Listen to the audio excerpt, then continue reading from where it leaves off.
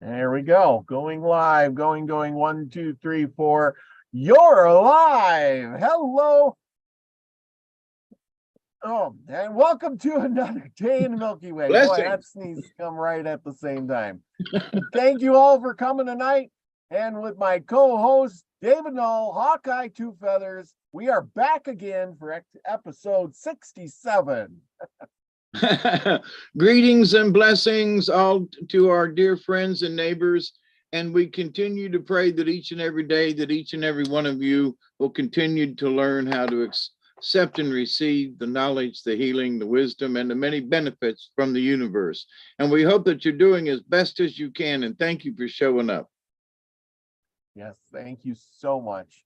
We appreciate each and every one of you more than you know.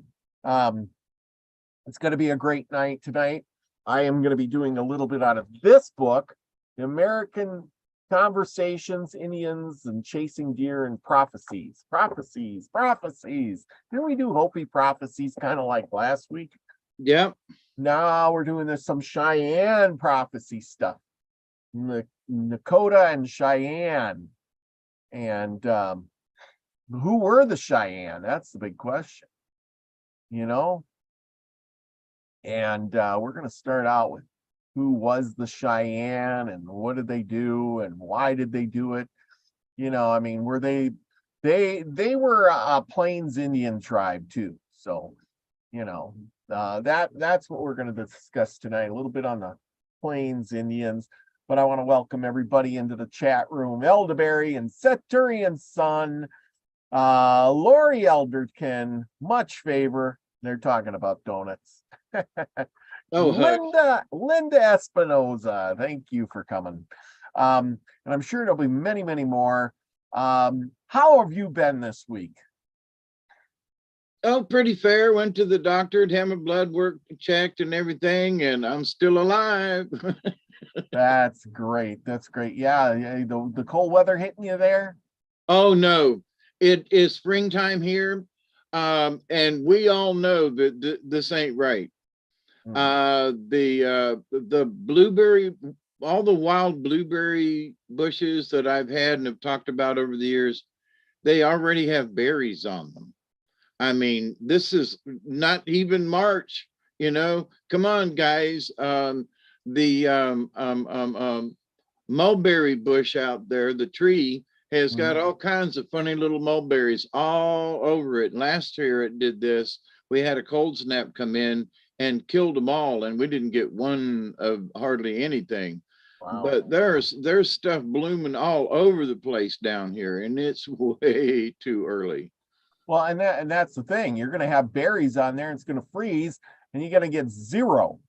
Yep, that's what happened last year. It really affected our crop of stuff, and didn't get one mulberry last year, where the year before I was, you know, asking people to come pick them and giving them away. Yeah. But you know, it is what it is. You know, we've had really warm springs before, but I got a stack of firewood that somebody brought me, and it hadn't been cold enough to really light a fire. You know, I got my little heater here, and I turned it down, you know, to where it, you know, it's just comfortable in the house, but it hadn't been even cold enough to even really turn up the heater, you know. Oh yeah, so, yeah. Isn't that kind of weird how that goes? Like out here, we had some really nice warm days, and now it's cold and it's snow, and this big storm's going across the U.S. That might be the one that gets you, though. You know, just hope for some easter or westerly winds to blow it back and up the coast and miss you, you know.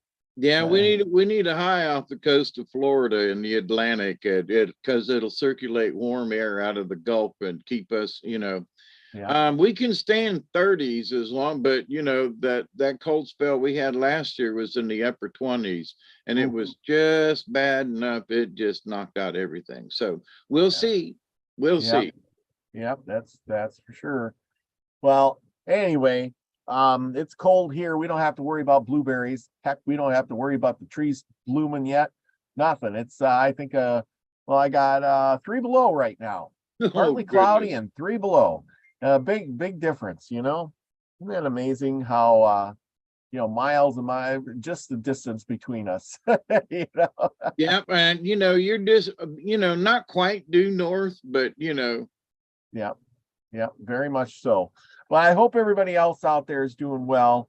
And let's dig right in to this, what we're going to talk about tonight. We're going to talk a little bit about the Cheyenne, and we're going to go into this prophecy because they had prophecies of their own. Now, the Hopi, we were talking about the Hopi Indians they're more of a desert, high desert kind of Indian there, and they carved on rocks. And these guys were Plains Indians. They didn't have many rocks to carve on, so they had legends that they passed down from generation to generation, mostly in myths and legends that may or may not be so fake or true or whatever, but I think they're truer than not. You know what I'm saying? Yeah, there's some kind of truth. There is a truth based in the story. Absolutely. Joanne Dancing Gypsy is coming to join us tonight. That is a great thing. So let's get on with this, and I am going to put this up so I can share this, and voila. Okay, share. And one thing I want to say about the Hopi, by the way, and that they're high plains desert, we don't know what the weather was like back then. Yeah, it's high plains desert now. Yes, I just want to throw that in there because everybody wants to make these claims that it's always been a high plains desert. Well, maybe not. I mean, if there were a lot of people living there, there might have been, more annual rainfall. There might have been all kinds of stuff. So when I hear some of these folks talk about, well, it was like this and it was forever like this, or, it might not have been like that. We don't know. Well, to some extent, I want to argue with that. We kind of do know.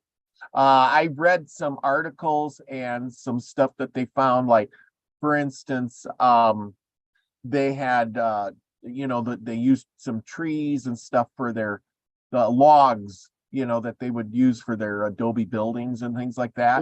Right. And they said, well, those trees came from that area, but they don't have trees like that anymore. Right. And in order for those trees to grow like that and have logs like that, well, that means they had to have more rainfall than they do now. I agree with you. So either they haul, and they said that they weren't hauling these logs hundreds of miles away to build a house in the desert, so they were cutting them locally. Right. And that just tells you they might have not, because they still built their houses out of clay and mud and things like that. They may not have hundreds of those trees, but they sure did have enough of them to use for their ladders, for their buildings, for the roofs. For the roofs, structural integrity. Yep, I agree. So that's my point. When you hear of some of these things, remember that it might not have been, this verdant,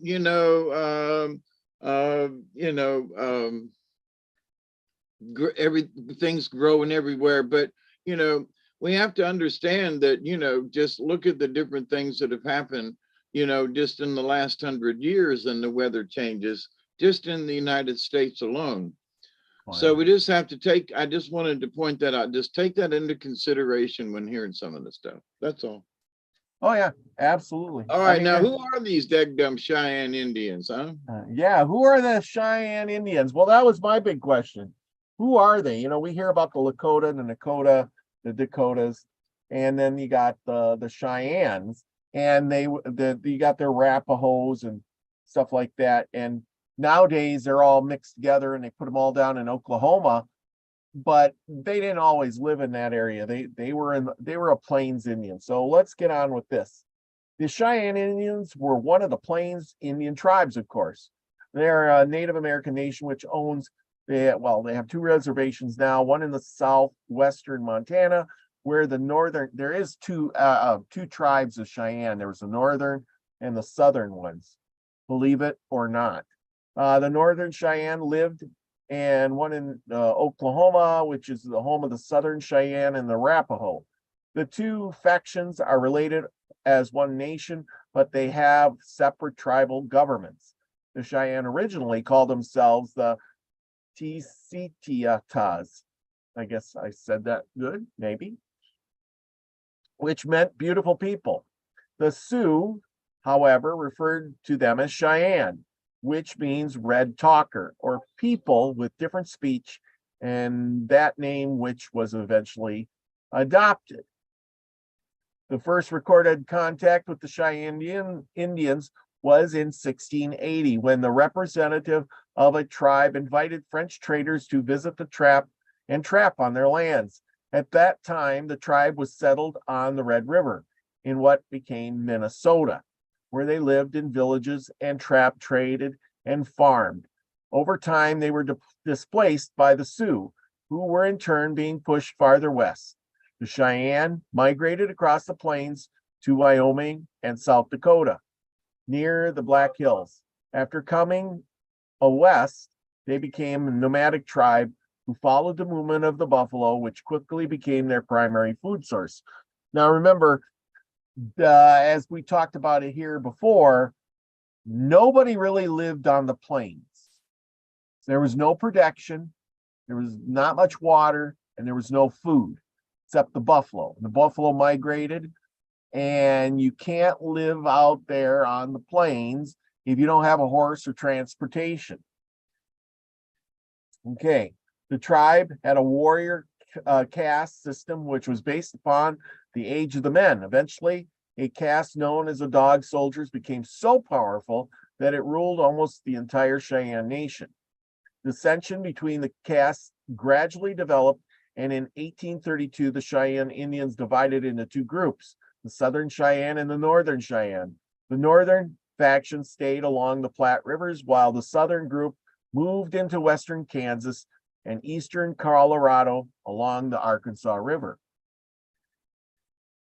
Though the Cheyenne did have occasional battles with the Sioux, Comanche, and Kiowa, they were fairly peaceful and willing to resume friendly relations with former enemies once the fighting was over.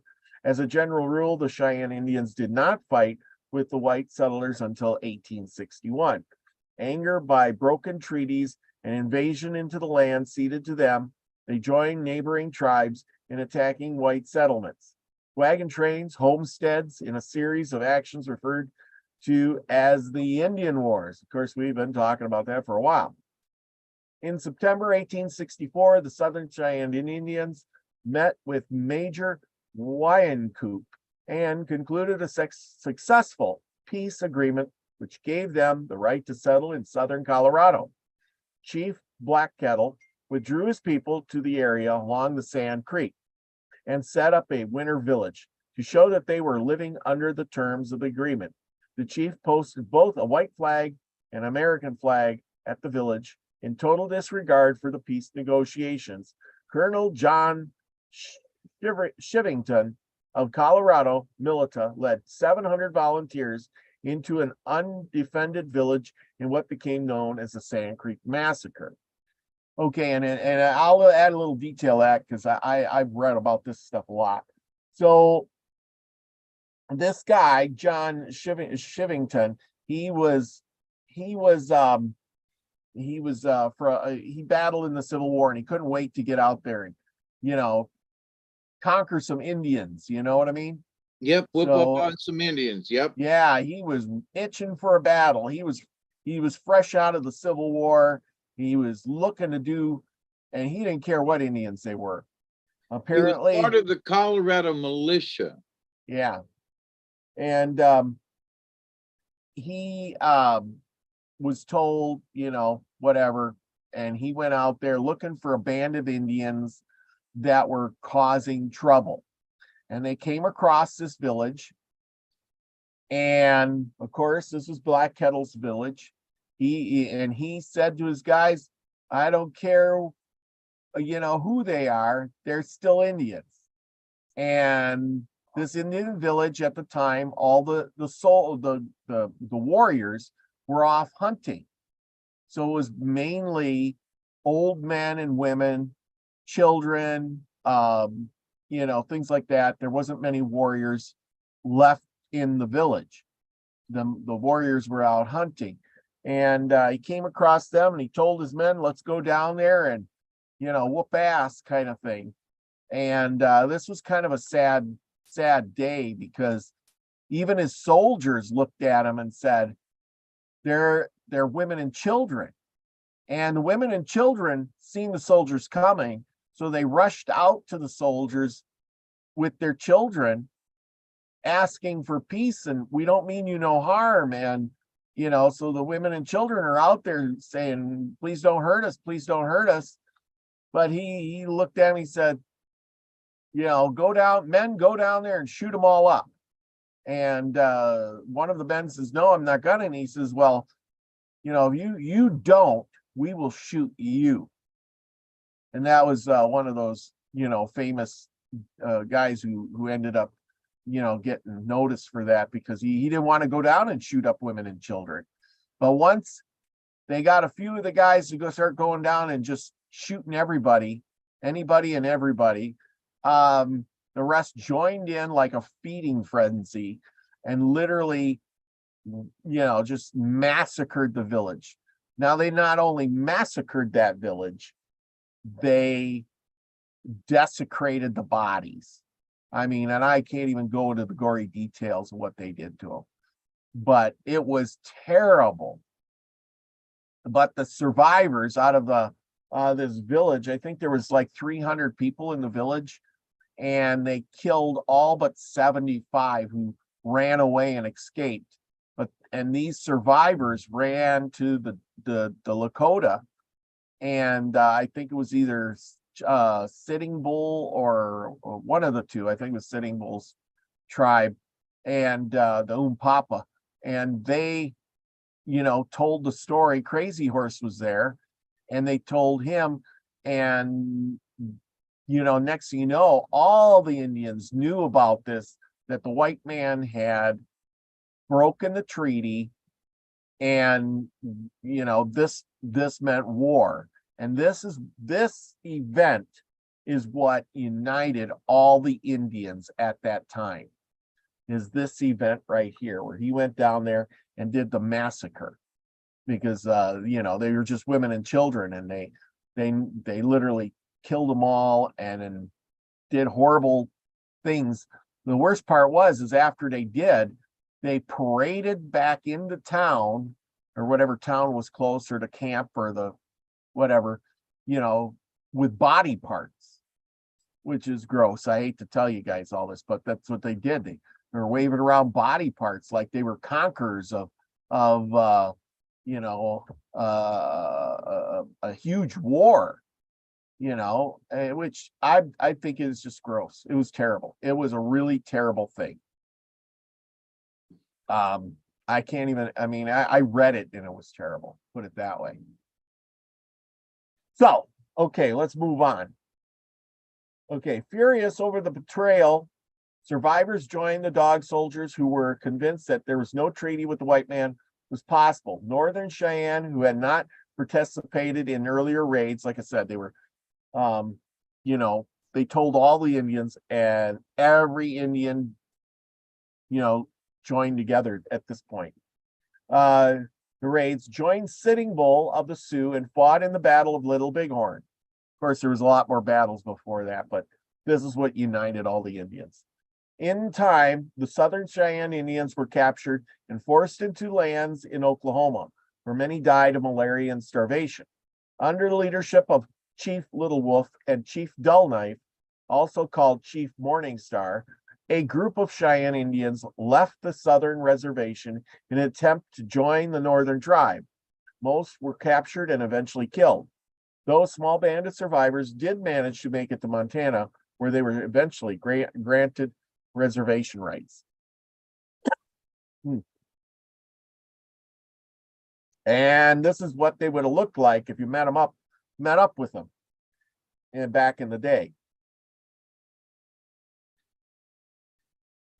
And they're moving on the move. There you go. Horse, travois, and whatever they can throw together. And as you can tell, these are a little more modern. This guy here, he's wearing pants, coat, hat. Don't know when this picture was taken. This is what the battle might have looked like, with the troops just running through the village, shooting and killing as they went, which is kind of sad. I mean, it'd be like if you're living down in the suburbs and all of a sudden the military started plowing their tanks through, just shooting and destroying as they went. And everybody would be terrified. This is Chief Dull Knife. He was, well, we just mentioned him. Dull Knife. It's got that big, thick Roman, or that big nose, and a high forehead. I noticed that on cheekbones. Yes, the high cheekbones. Yes. And he's got his peace pipe. Yep. Yeah, I didn't know. Yes, peace pipe.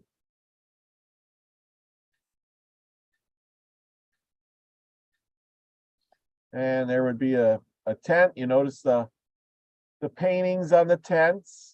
I mean, pretty much similar to all the other Indian tribes. I'm pretty sure. A lot of times, though, in pictures on the teepees, told some of their stories. Yes. Like or a totem pole.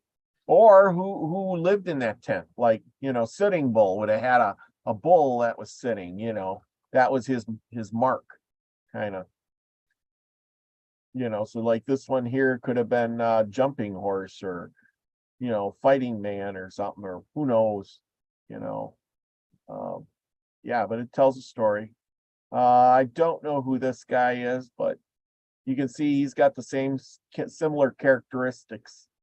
And I met a gentleman who claimed to have been a descendant of Crazy Horse, and he was a short man, stocky, but he had his face was broad like that. Oh. And this would have been a village. You can see this is probably a little more modern because they got wagons out there. Plenty of teepees. I don't know what this stuff is in the background though. You notice that? Yeah. It's like there's teepees and then like a fence around it or something. It looks like a large lodge, like a big meeting place for everybody. Yeah, that could be. That definitely could be. Yeah. In some cultures, they're called a hogan. Oh yeah, yes. Okay, here's Montana. This is the reservation. This is where the northern tribe lived. Then is this area over on this side. Is that where they had the massacre? No, that was in, where the heck was that? I can't remember. Let's see. Did it say where the massacre was? Tribe. Okay. Sand Creek. Blackwood Trust, Sand Creek up to the village. Nope, doesn't say. Hang on, I can look that up in a minute. I was just curious because I thought they went to the reservation, and that's where they were. Yeah, but they were down lower. They were up. I think they were in Wyoming. I think it was Sand Creek in Wyoming. Okay, and here's some tombstones. I found these. Noisy Walking. I ain't gonna try to pronounce that name. Cheyenne soldier fell here on June 25th, 1876, while defending his homeland and the Cheyenne way of life. Here's another one. Here lie the remains of Two Moons, chief of the Cheyenne Indians, who led his men against the General Custer in the Battle of Little Bighorn, June 25th, 1876. Here's some more Cheyenne warriors. If you notice, they got these are single shot rifles, like you can see, posing with their guns. Yeah. Spencer rifles. That's it. And this one here, is a group of Northern Cheyenne Indians, all that were left in a war of extermination in 1879 following a raid through through Kansas when 40 whites and 600 Indians were killed. Wow. Can you imagine that? This is the group that was left out of all those Indians. 40 whites and 600 Indians. Yeah. 600 Indians were killed, and this is what's left. Wow. It's just sad to see, you know?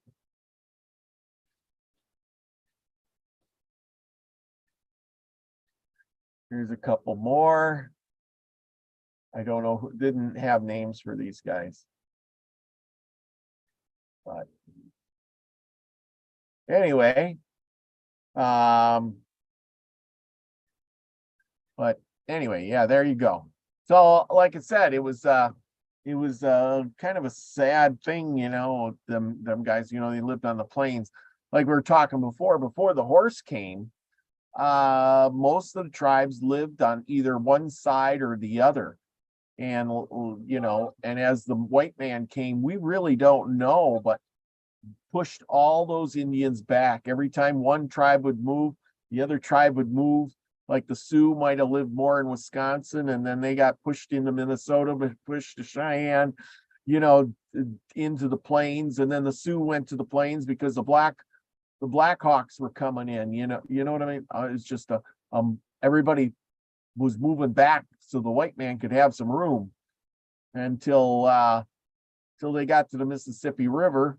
And then there was a lot of Indians, and they didn't have anywhere to go because they're coming in from both sides at this point. Yeah, that's bad. Oh, look at that. We got Scotty boys in the house.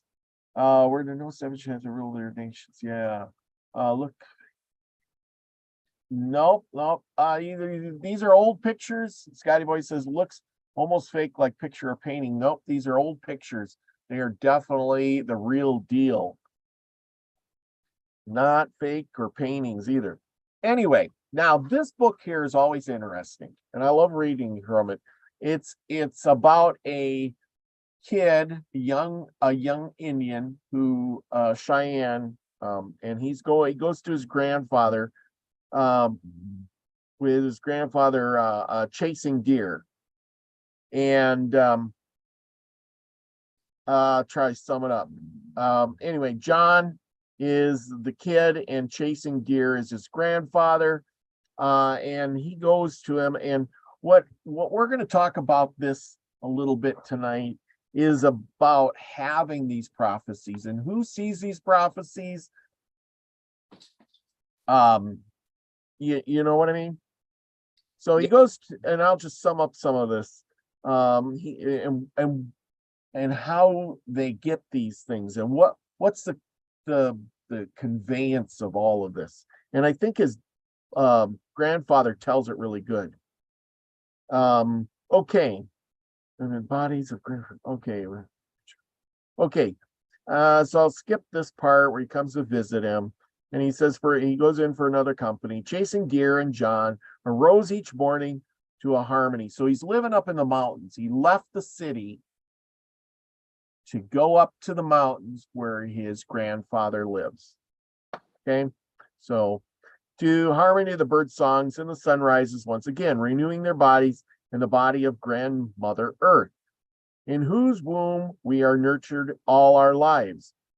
They greeted the sun with their prayers and smoked the sacred pipe in honor of the directions. To the east, they honored the black-tailed deer people. To the south, the owl people. To the west, the buffalo people. And to the north, the elk people. They honored grandmother Earth, grandfather Sky, and the thunder beings. And of course, Wonka Tonkin, the great mysterious. Day by day, John began to feel knit back into the fabric of creation, at one with the spirits and the directions, the animals, and chasing deer. Their friendship began to fill the inner emptiness that had become even more apparent as John sat beneath grandfather Willow and dreamed of a time in the distant past, a time of peace and community when meaning came not from what one produced. This now, people, the reason I'm reading this is because this is the kid who's living the city life like you and me. And he's going to go find his roots, what the meaning of life is, really, right? Okay, he dreamed of a time in a way, in a vision quest. Kind of, yes, In a okay. way. In a and way, maybe sort of like a walkabout, but yeah, I agree. The great mysterious and the circle of life. The dream had taught him that if one oppressed, all are oppressed, or if one is oppressed, all are oppressed. If we pollute the earth, we pollute ourselves. Even if most of us have forgotten the interdependence of life, if there are even a few who remember, that wisdom will rise again. As John and Chasing Deer talked, sharing long periods of silence, out of which words of deeper wisdom surfaced, they sat either in a teepee or on an old fallen log by a small stream, whose music was constant companionship. Since Chasing Deer was a scholar as well as a storyteller, he often disappeared to fetch a book or set of papers. It was during these absences that his words often found a deeper home with John's heart, or in the dream time, whose gossamer web blended past and future for the young man who came to find his vision and his destiny. They may happen, or this may happen for you as well in the silent moments of the day and the night. It's kind of like meditation, I think he's talking yes, about. yes. Okay. It's a here, meditation with intent. yeah, exactly. Meditation Okay. with intent. Exactly. Something to think about, people. Okay, Chasing Deer may be bequeathed at times because Indians are straightforward. They do not varnish the truth, but seek to speak in a clear manner. If you read these words, you cannot see gentleness and strength that give his craggy face such character, or the wrinkle in his old clear eyes, but perhaps you can imagine how it may have been. So, yeah. So is that kind of true? They speak clear, and you spoke to more than I have. Oh yeah, they're very few words and to the point. To the point. Okay. They great. really don't mince words, or and I've noticed that some of the stories are like very blunt, where if I tell the story, I'm going to be a little bit more flowery, not necessarily change the story, but a little bit more detail or something. Well, so they're a lot of them are very blunt and to the point. Absolutely. Cool. Okay. So this is John, the young kid, and he asks, "Grandfather, I want to know more about the dream, or was it a vision that had brought me here? It was so real as sitting with you now. And yet you were there in the dream time with your owl's foot necklace. How can that be? Can a person be in two places at once? What I saw was it what I saw, or was it even a real place at some time in the past that a tribe was destroyed by invasion of my ancestors?" And Chasing Deer, your dream was a gift from the above beings, an answer to your prayers. Grandson, was it real in the sense that it had existence that could be verified by others? It was real to me, for I dreamed that dream with you. But for me, the dream came 3 months before it came to you. So then he says, "But I don't understand, grandfather. You're blowing my mind. How could you have dreamed the same dream anyway, months before I did? The village of Indians in my dream was on the East Coast at a time before Europeans came. You come from the West, and I live in a different time. Logic will not help you here, grandson. The spirit world works according to its own laws, and most of those are mysterious. Suffice it to say that what we consider reality, that is, the logic consistency of temporal events, is missing in that world. In the spirit world, one's intention, one's heart, is the prime mover, not time as we know it. In the spirit world, we go where the heart leads us, and time becomes irrelevant, as does place. Do you remember when I shifted shapes in the dream, John, and became a tree? Am I really a tree? And that is kind of true. Time doesn't, we know that time doesn't exist in the other side. I don't know, he says. This is the kid saying, I don't know what to think about that, grandfather, but I know you're a good man. When you shifted into a tree at the end of the dream, I felt like you were a bridge between heaven and earth, past, future. Is that what you are? He says, I am if you make me to be through your actions, grandson, for which of us stands alone. All of our intentions and actions are magnified or reduced, carried on or cut off by actions of others. All creation is synergy and renaissance. Oh yeah, renaissance. I don't know what the word is, but anyway, I am who I am in part because of who you are and the future that is calling you. Future as a destiny, he says. I don't know. If I believe in destiny, grandfather, I thought some about it. There's destiny for every person. What's the point of living? Don't we all ask ourselves that? Is that our destiny? Is that my future? Is it already written? You know, we all ask ourselves that, right? I mean, if I can't change anything, we're just pawns of the creator. What about free will? And do we ask that question? And he says, did anyone force you to pack up like a house on fire, leave your binary or in a flash of an eye? That must be the town. Ride up to this place on horseback and resign yourself to eat buffalo stew with an old Indian? You respond to the call of the spirit with your own free will. Had you not, a different future would have come into being, and you would have followed a different trail. Oh, that's kind of true. That's your free will. Yeah, we may be predestined to do things, but if we don't follow, I mean, you know, there's a lot of life changes and you know, choices, that's the word, that we make. And sometimes you turn left at the light and sometimes you go straight through, you know. You may end up at the same destination, but you go through a different neighborhood. I mean, you know, so but the life's path is like that. I'm sorry, go ahead. Oh, no, that's true. So he says, this is the kid again. He says, I've really been disturbed by the future. Isn't that what I saw in the dream, grandfather? I saw gentle people of that village being destroyed, and the earth too. And the future was indeed come to pass for your people. And from a little I know about American Indian prophecy, a similar future of destruction is in store for my own people.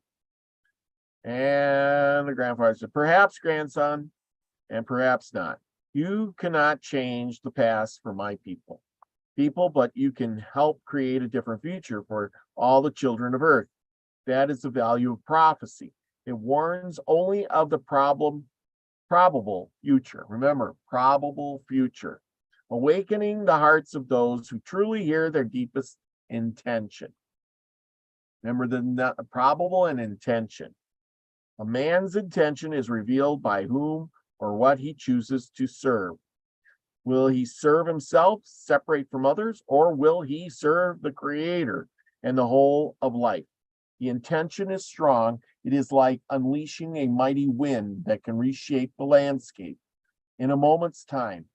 Remember, Hitler, for example, had a strong intention, but it was not in the service of his own fears and needed a need for power. Mother Teresa, too, had strong intention, but it was just in the service of life. And he says, here's the kid again. I do not want to serve life, grandfather. It feels so strong. Actually, my intention to serve, I can feel it in my body and in my connection to the earth. I mean, I've always loved binary and the old grandfather willow tree, but as I entered down the dream, the tree felt alive to me, like we shared a consciousness. I remember wanting to pray the morning of the dream and wondering how. Then I felt called to reach down, touch the earth. That was my prayer, and I believe I heard her speak to me. We established a kind of relationship. Okay, so I want to mention something here. I've talked about tree meditation in the past. And so here is someone who basically had a conversation with a tree. Is that correct? Did I do that?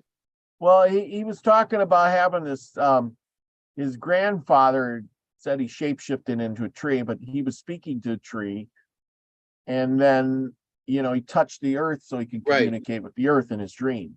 Right. But to my point, though, that there are meditations with trees and they will chat with you. So, but anyway, I just wanted to point that out. Yeah. Oh, yeah, I agree. Okay. So the grandfather says, you have just defined prayer, grandson, for it is a relationship with our creator and all creation, speaking to grandmother earth and to the trees. Gee, just what you said, whom we call the standing praying ones, is perfectly natural.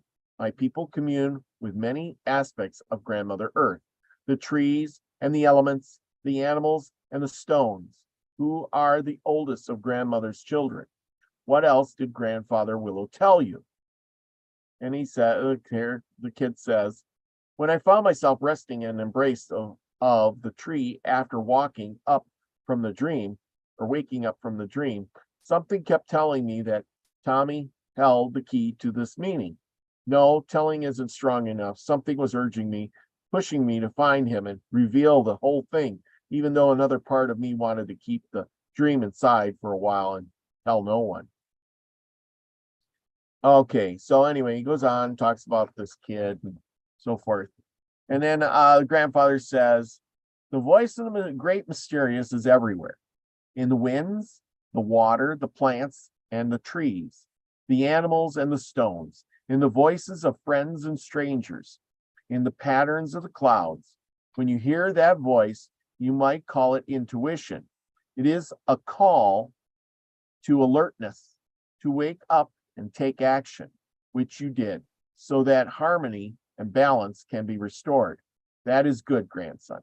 Do not take offense, but so many people, young people, seem lost, and that seems to think that the old Indians have something to offer them. We do, but they are not the kinds of things that you can learn in a weekend shop, nor do we have dogma or creeds to teach or indoctrinate anyone. What we do have is deep spiritual life that is wholly embedded in the earth and in our culture. It is not to separate from our daily lived lives. Few European Americans can really understand us or feel as we feel. Imagine talking to a tree in your world. You would be locked up in no time flat. I am sure of that. Boy, don't we all know that? Hey, look, it's Duggar. He ain't out running around today, is he? No, but I think he wants me to let him out. He's been growling, but he's been being pretty good tonight. Go ahead. Anyway. There you go. So he goes on and the kid agrees with them. Then he says, I'll just skip a bit here. Okay, and he goes on and he said, the kid says, I dreamed of peace and joy, as well as deep sorrows. Have people, then he says, have your people ever had dreams or visions that have opened the eyes of their heart? Are there stories or even prophecies that you can share with me? And of course, grandfather says, yes, many, grandson. And he goes on, he says, Tommy told you my mother, okay. He's a Cheyenne, he says, and they have many stories and tales. And my father was a Lakota or Sioux. And so he's half Cheyenne and half Sioux. This is the grandfather. So grandfather says, I'll give me a minute. I'll get some books. So grandson said, chasing deer, the grandfather says, I'm going to tell you a story about sweet medicine. the Cheyenne cultural hero, redeemer, and prophet. I will recount his life in some detail so that you may have better free feel for our people. I brought much to read and so forth and so on. You will enjoy these books. You don't have to go through that. Okay. Okay, and then he says, he goes on and he says there are many cultural heroes of our people are not unlike those of Judaism and Christianity. Their relationship to the tribes is similar to Moses and the prophets of Judaism, those of Jesus, and various New Testament prophets such as John, okay, who wrote the book of Revelation. Okay, but sweet medicine's prophecies differ from those of many Western prophets because they are clear as glass, leaving little room for interpretation or misunderstanding. Okay, now here's the kicker. Before the coming of sweet medicine, this is kind of the story of sweet medicine.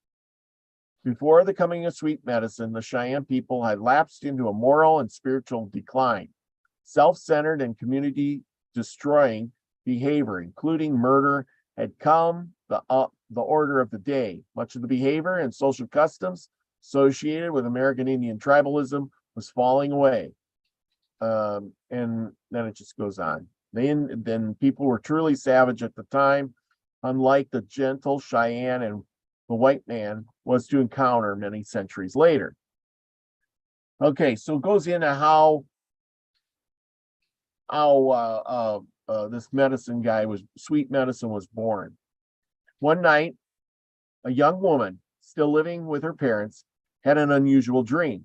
In it, she heard the spirit voice say, "Sweet medicine shall come to you." The dream occurred on 3 successive nights and began to worry the young woman. After the 4th occurrence, she told her parents. They made light of the dream, telling her to think nothing of it. So there must have been something in the dream that disturbed them.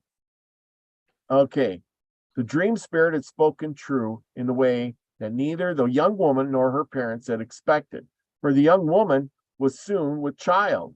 Her parents were filled with embarrassment because her daughter was unwed, and they kept the pregnancy from her or from the tribe. When the young woman's time came, she went down to the creek alone to have her child in seclusion. She built a small shelter, placed the healthy baby boy within it, hoping to avoid the shame of being found. Not long after, an old woman went down to the creek to gather grass for the soft bedding they provided. She heard that she thought there was a crying baby. She dismissed it, thinking that it was just other people gathering grass. But the crying continued, and no one was in sight. So the old woman followed the sound of the cries to their source. There she found an abandoned newborn and took him to her teepee to show her old husband. To her surprise, the old man raised his hands to the heavens, proclaiming, "It is our grandson, and we shall name him Sweet Medicine." The old couple found a nursing mother, and with her help, they raised the baby. He grew quickly into a strong young lad, outstripping the other boys of his age in the tribe. And at that tender age of 10, Sweet Medicine performed his first miracle. Times were lean for the Cheyenne. Food was scarce, and the buffalo were hard to find.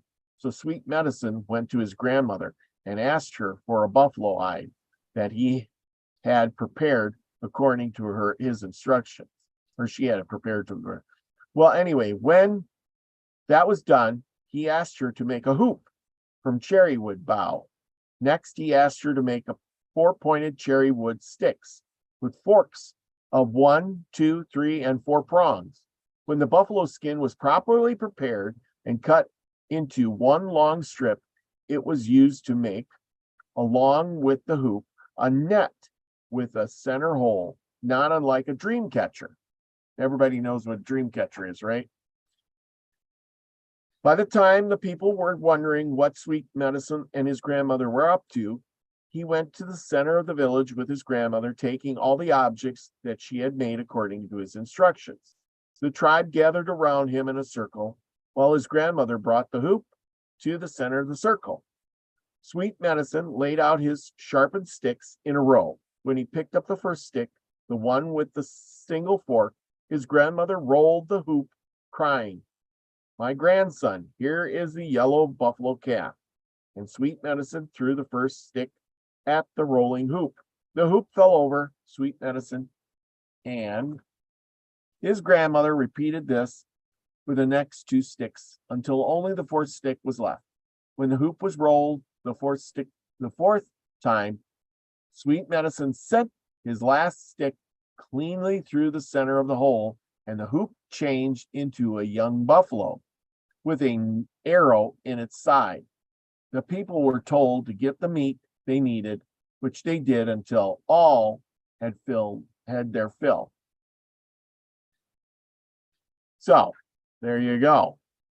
That was how Sweet Medicine started his I'm gonna talk about, okay. Sweet Medicine. Okay, so anyway, Sweet Medicine goes on. I'm gonna skip a few of these things. He wasn't all that perfect, and the tribe eventually threw him out. And yeah, he wasn't all that great. He knocked a guy in the head, knocked him unconscious because he wanted a buffalo robe.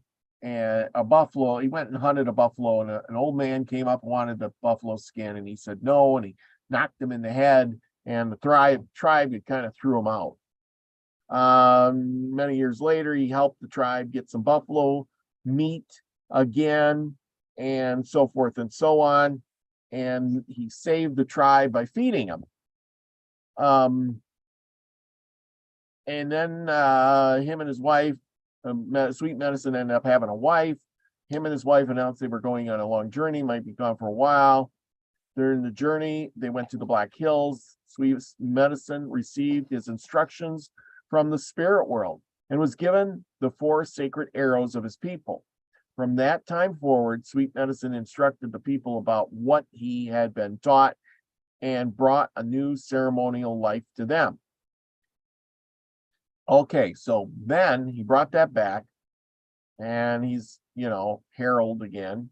And they said, but Sweet Medicine lived a long life, over 100 years. Sweet Medicine called the tribe to him on his last days, where he was greatly troubled and knew that his time on earth was drawing to a close. And then he delivered his prophecy. And here it is. So listen close. This is what he told them. There are many people on this earth besides the Cheyenne and their Indian brothers. At some time, many people that you know nothing of shall come from the east.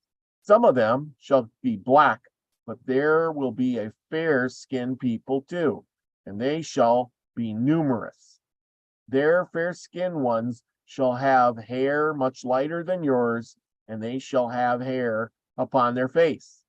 Their customs and manners shall be very different from yours. They will come with their own ways of thinking, and they shall not pray to the great fathers as you do. Listen to nothing that they say, but I fear that trusting them, you will listen. These fair-skinned ones are restless people, and they are never satisfied. They do not know what it is to be content and grateful for all that great grandfather and grandmother Earth have provided. They will move quickly from one place to another, even pushing forward, and more of them shall come. They shall not come to you on foot, but also in strange things upon the rivers and in boxes across the land. Their clothing shall not be like yours, but rather made of many pieces together and in many pretty colors. They shall offer you things like a glass and reflective objects, the white man's mirror. That's what the glass is. All that they offer you will do you no good and will begin to sap both the strength and the will of the people. Their food shall be strange and they shall offer you something like sand to eat, and that shall be very sweet.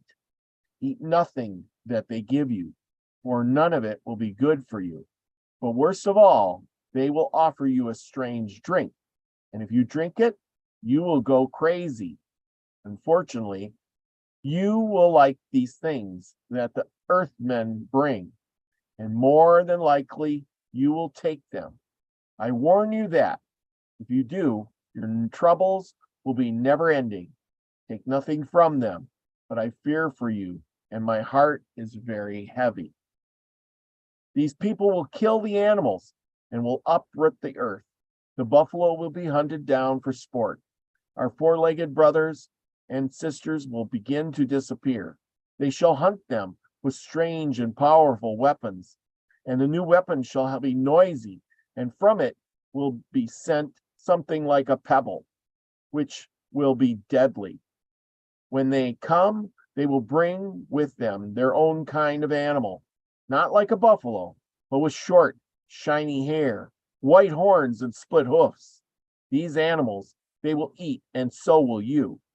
There's another kind of animal that they shall bring, one with a long tail and hair about its neck. This animal will allow you to travel far. With the coming of this animal, your decline shall begin. That is what I fear. These people do not love Grandmother Earth as you do. They will dig her up and fly in the air, or in her air. They may even take thunder from the sky so that where they live, they can see at night. Ceaselessly, they will search for a certain stone that our great grandfather has placed upon the earth. They do not follow the ways of grandfather, and they will dig it and dig into the earth to find that stone. They will kill our grandmother earth. I see unknown sickness coming to you. You will die off. Maybe all of you will die. And worst of all, if any of you survive, these people will want your flesh, the very children of my people.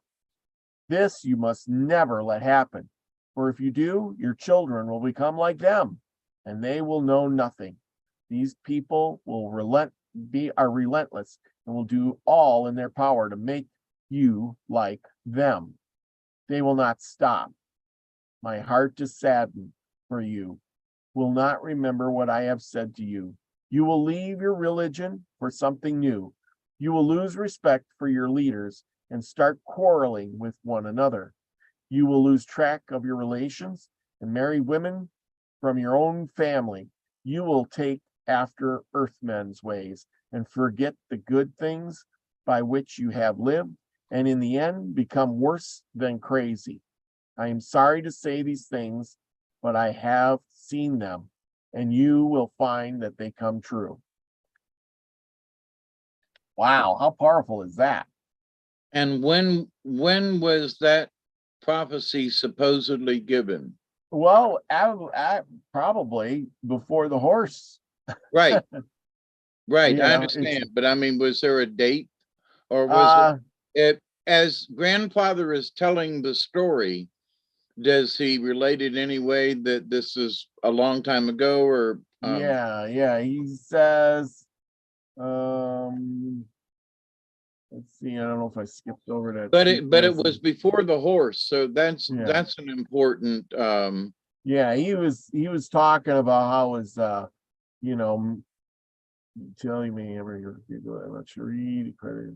Well, so if horses did, if you know, the Cheyenne didn't have contact until 1640-ish, yeah, then that could have been, you know, in the late 1500s, early 1600s is where I was headed with that. yeah, exactly. He was definitely you know, early on there. Nostradamus of the Indians. Yeah, but it wasn't the only one.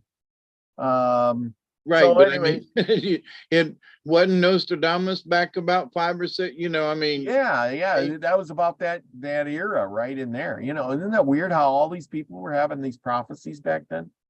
Yeah, but and and Native Americans had no way of knowing, what was going on in Europe. So, and the yeah. fact that they would someone would have these dreams and they became prophecies or legends. Go ahead. I'm sorry. Oh, yeah. Good night, Desert Rose. Desert Rose is here. She's saying, gotta go. Good night. Okay, so anyway, there was more prophecies. And this is okay, this guy, he goes on. I'm gonna skip a bunch of this stuff. And he's grandfather saying he heard it from my grandfather when I was a small boy. His name was Stands Alone, and he was born around 1785 and died in 1890, shortly after Wounded Knee. Okay, so he's hearing this from his, this is grandfather, one of his relatives. Okay, so he tells this story. You people in the future, remember, all this land will be different. Likewise, you people will be different from what you are today. The day will come when I stand, you will stand, the people will never be in the hoop again. Remember this too. They shall entangle the universe, the world, with iron. And when you get to the time, you shall live in different teepees. Then you will come upon great differences from where you are always facing and where the day breaks. Different men are coming. They will fill this world. Those are the ones that will make this different world.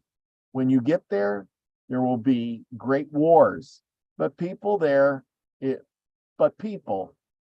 is one thing. Remember your peace pipe. Don't forget that even when you come to the time I am telling about, remember that maybe the great grandfather might send his voice to you, and maybe our grandmother Earth might help us too. And so, that was another one. And he says the thing is going to be covered by iron, things of iron, meaning, I think, railroad tracks. Yep. Then there was, remember we did the Wampangos.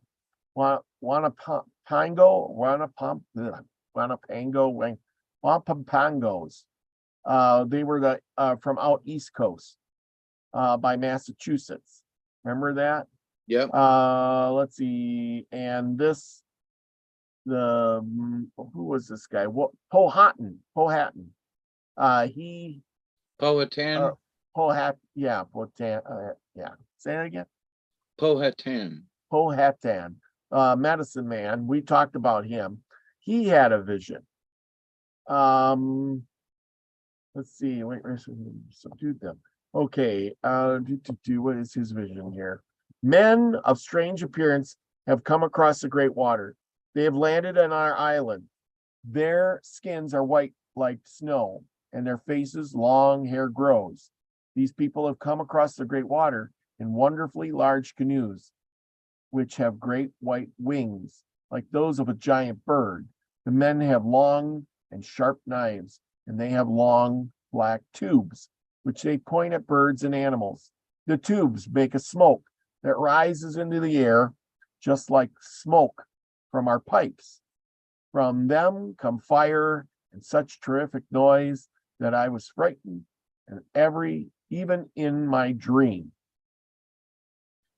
So, so even he was talking about that.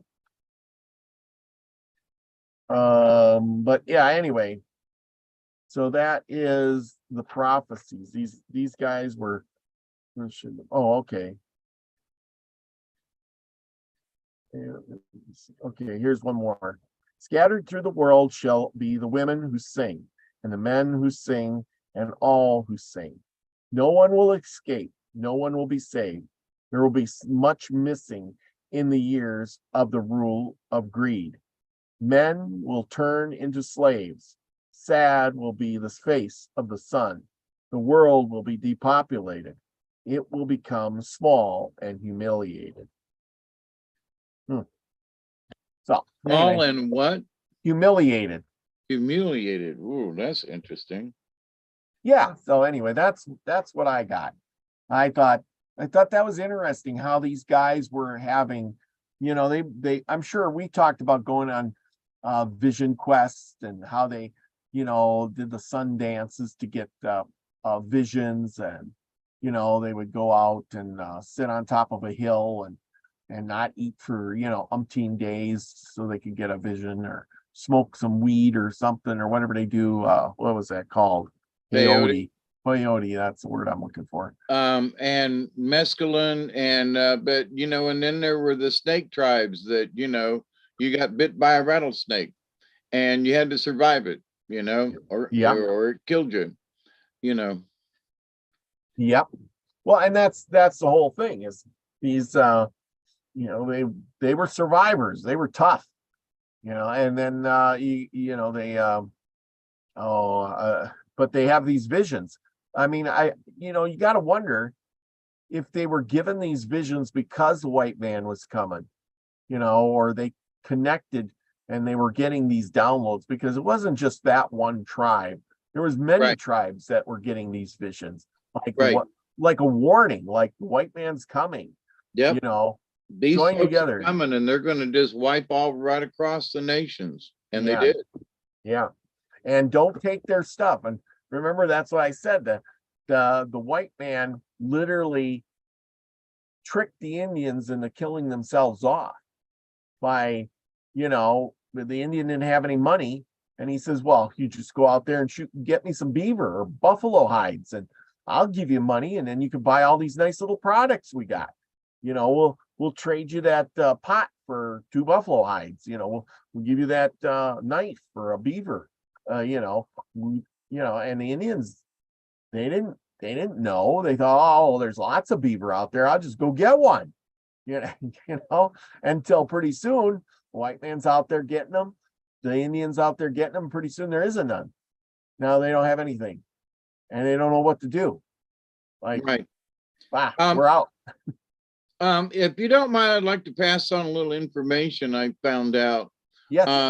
I was watching a program about the War of 1812. Oh, yeah. Okay. And how the War of 1812 is where the United States tried to invade Canada. Okay. Quebec and up there and stuff, Well, what I found out about that was that the British, because they were undermanned, because the British were at war with Napoleon at the time, had conscripted and had gotten a hold of the Indian nation and nations from Canada, and also from Michigan and parts of the Ohio and actually Indiana. And so because the Indians had conscripted with the British, Andrew Jackson, which became our president and started the Trail of Tears thing, right? Yep. So, but he had some encounters with the Indians up there, and they were very brutal. And so there was this setting since the war, and because these natives had sided with the British, which also greatly pissed them off. I mean, they were like, you turncoats, you would side with the British. So not only were they savages, but they were savages who sided with the British, So it started, Andrew Jackson, I ain't saying he's right at all, but there was a long-standing savagery that was built into the white people. And it really started with the War of 1812, in my humble opinion, because the British had conscripted so many of the nations, and also like in Ohio and oh man, there was one of the famous Indians that had routed everybody, and he'd ride up and down the banks of the Ohio on his white horse. And finally, somebody took a pot shot at him and killed him. and which broke up the Indian nations. But that just ticked off the Indian really bad. So, but then the British came up the Mississippi and tried to take over New Orleans, and we know how that went. But that started the hatred of the Indian even worse than them just being on the land. Mhm. It was amazing how much information it was about how the white man, and Jackson himself, and who was it, Madison or Monroe, that was right in there as well, who had also fought the Indian. So there were a lot of these politicians who later on became president who had fought Indian wars with the British.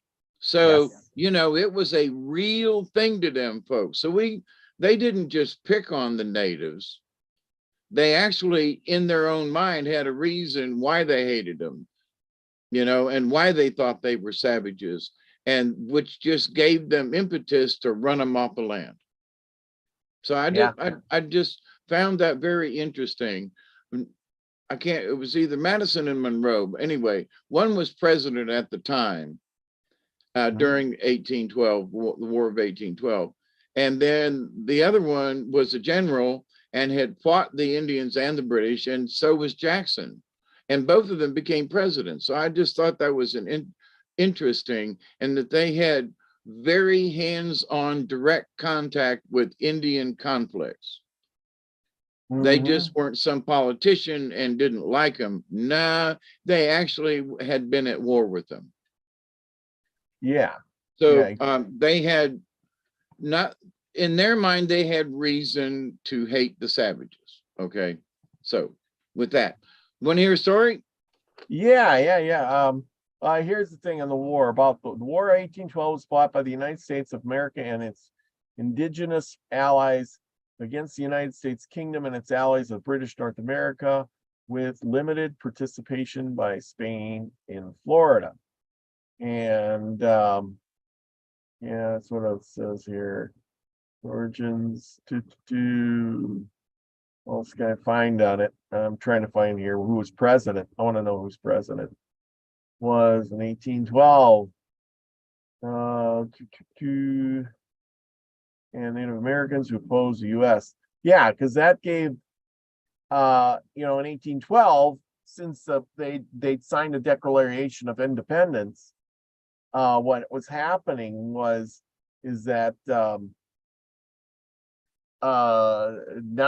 the U.S. or the states, the people there, the Americans, were free to start colonizing the country without restrictions and stuff too.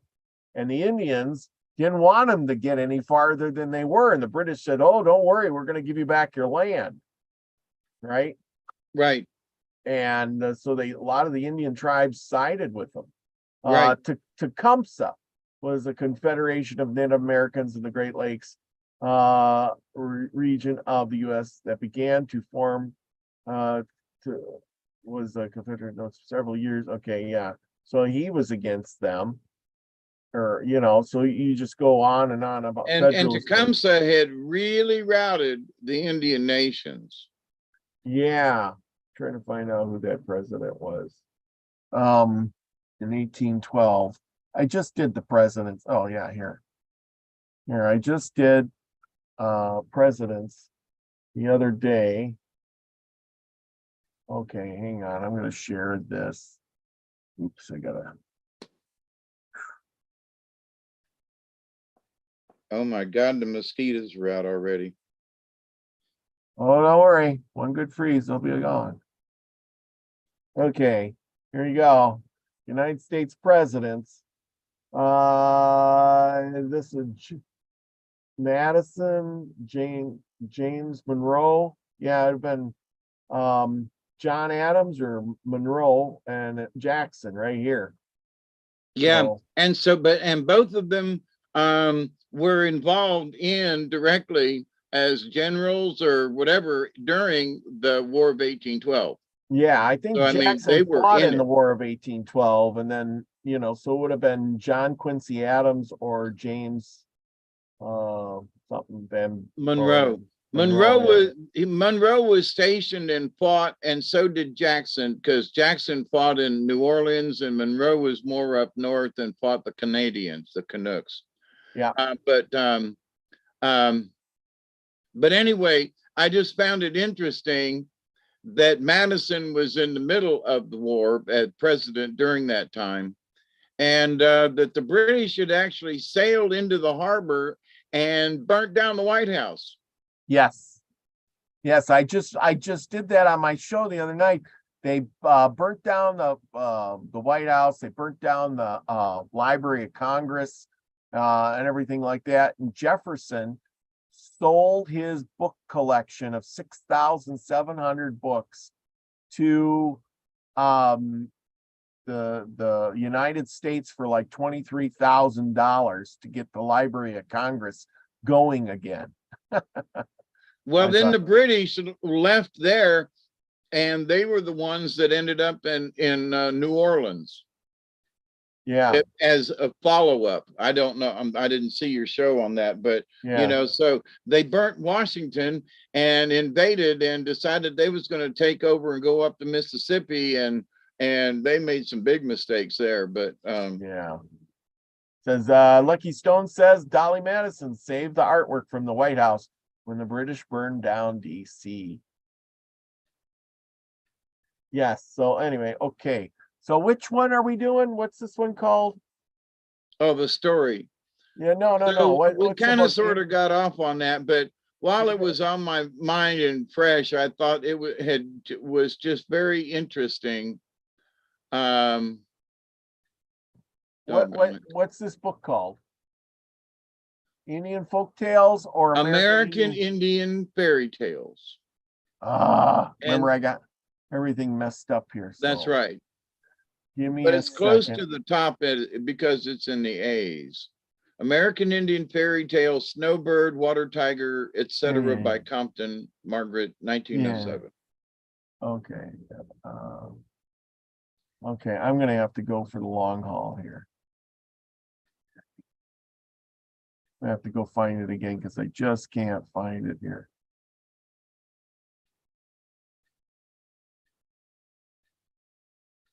Just give me a second. I just found it amazing that I was listening to the story, history, whatever documentary about the War of 1812, and that there was so much information about the Indian there, you know. Yeah. American Indian like, portraits, stories, Indian fairy tales. American Indian fairy tales, right? Yes, Snowbird, Water Tiger. Yeah, okay, American. Oh, yeah, there we go. And it's page 39, The Red Swan. Okay. There we go. I just downloaded it again. What the heck, right? Page 39. There. And by the way, I've already picked 3 cards. So you said the Red Swan? Yes. Oh, well, that's good. I clicked it once and then there it was. Just like that. So give me a second. I'll blow it up and we'll share the screen and we're back on track. I had a computer glitch and went crazy on me just before the show. So it took me a little. Usually I'm all set, but not tonight. I'm still working out the kinks. Okay, so anyway, there we go. The Red Swan. Love it. All right, let me get a swaller here and we'll start.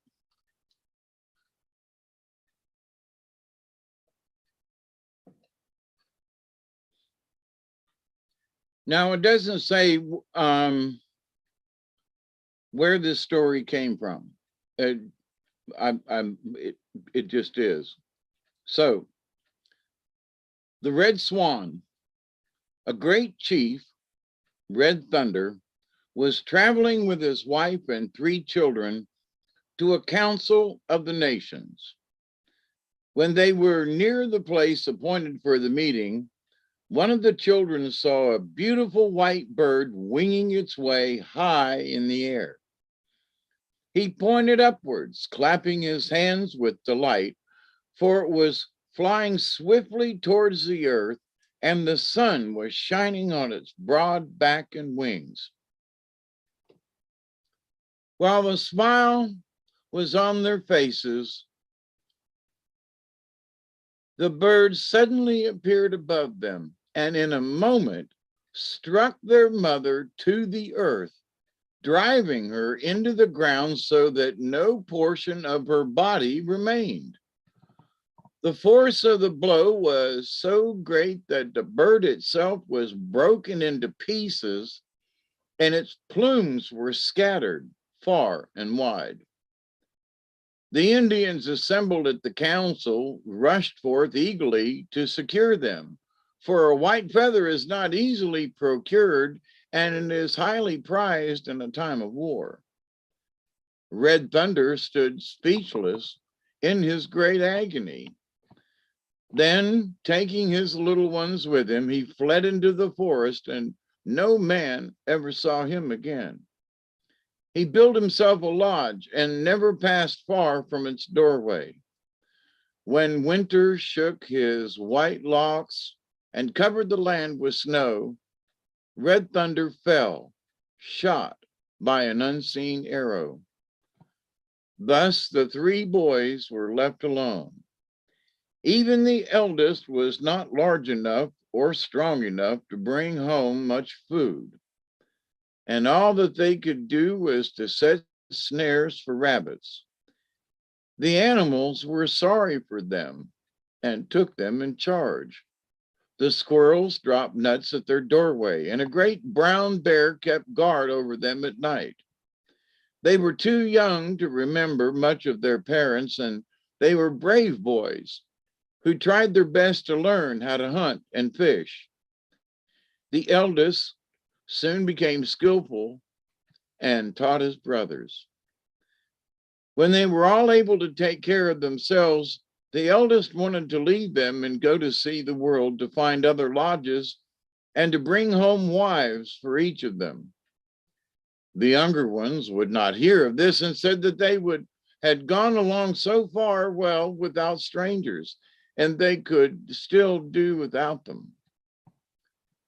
So they continued to live together, and no more was said about any of them leaving.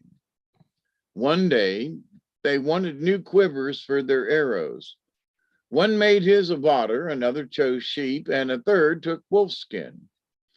Then they thought it well to make new arrows. They made many, some being of oak, and a few very precious of the high thigh bone of the buck. It took them much longer to fashion the heads of flint and sandstone, but at last all were finished, and they were ready for a grand hunt. They laid wagers with one another as to who should come in first with game, each one agreeing to kill only the animal he was in the habit of taking, and not to meddle with what he knew belonged to his brother. The youngest, named Deep Voice, had not gone far when he met a black bear, which, according to the agreement, he was not to kill. But the animal was so close to him that he could not refrain from taking aim. The bear fell dead at his feet. His scruples were gone then, so he began skinning it. Soon his eyes troubled him, and he rubbed them with his bloody hands, when, on looking up, everything appeared red. He went to the brook and washed his hands and face, but the same red hue was still on the trees, the ground, and even on the skin of the black bear. He heard a strange noise, and leaving the animal partly skinned, went to see whence it came. By following the sound, he came to the shore of a great lake, where he saw a beautiful swan swimming. Its feathers were not like those of any other swan he had ever seen, for they were a brilliant scarlet and glistened in the sun. He drew one of his arrows and fired at it, but the arrow fell short of its mark. He shot again and again until his quiver was empty. Still, the swan remained dipping its long neck into the water, seemingly ignorant of the hunter's presence. Then he remembered that 3 magic arrows, which had belonged to his father, were in the wigwam. At any other time, he would not have thought of meddling with them, but he was determined to secure this beautiful bird. He ran quickly to the lodge, brought the arrows, and fired them. The first went very near the bird, but did not strike it. The second also fell harmlessly in the water. The third struck the swan in the neck, but she rose immediately and flew towards the setting sun. Deep Voice was disappointed, and knowing that his brothers would be angry about the loss of the arrows, he rushed into the water and secured the first 2, but found that the third had been carried off by the red swan. He thought as the bird was wounded, it could not fly far, so he placed the magic arrows in his quiver. He ran on to overtake it, over hills and prairies, through the forest, and out on the plain he went, till at last it grew dark and he lost sight of the swan. On coming out of the forest, he heard voices in the distance and knew that people could not be far off. He looked about and saw a large town on a distant hill and heard the watchman, an old owl, call out, "We are visited," to which the people answered with a loud, "Hello!" Deep Voice approached the watchman and told him that he came for no evil purpose, but merely to ask for shelter. The owl said nothing, but led him to the lodge of the chief and told him to enter. Come in, said the chief. "Sit there," he added as the young man appeared. He was given food to eat, and but a few questions were asked him. By and by, the chief, who had been watching him closely, said, "Daughter, take our son-in-law's moccasins, and if they need mending, do it for him." Deep Voice was much astonished to find himself married at such a short notice, but made up his mind to let one of his brothers have her for his wife. She was not good looking, and she proved herself bad-tempered by snatching the moccasins in such a surly manner that Deep Voice ran after her, took them from her, and hung them up himself. Being very tired, he soon fell asleep. Early next morning, he said to the girl, "Which way did the red swan go?" "Do you think you can catch it?" she said, and turned angrily away. "Yes," he answered. "Foolishness," said the girl. But as he persisted, she went to the door and showed him the direction in which the bird had flown. It was still dark, and as the road was strange to him, he traveled slowly. When daylight came, he started to run and ran all day as fast as he could, and was glad to find himself near another village where he might be able to rest. This village also had an owl for a watchman, a large gray bird, who saw him at a distance and called to those in the camp, "Too-hoo, we are visited." Deep Voice was shown to the lodge of the chief and treated exactly as on the first night. This time the chief's daughter was beautiful and gentle in her ways. "She shall be for my elder brother," thought the boy, "for he has always been kind to me." He slept soundly all night, and it was nearly dawn when he awoke. But he lost no time, for the chief's daughter was ready to answer his questions at once. She told him the red swan had passed about the middle of the previous afternoon, showed him the exact course it took, and pointed out the shortest road to the prairie.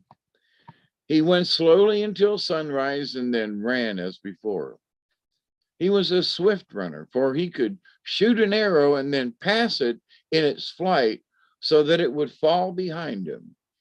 He did this many times on the second day, for it helped him to travel faster.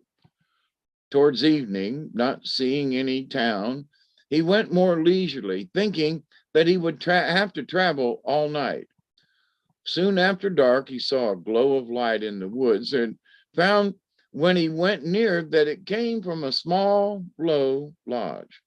He went cautiously on and looked in at the doorway. An old man was sitting by the fire, his head bent forward on his breast. Although Deep Voice had not made the slightest noise, the old man called out, "Come in, my grandson."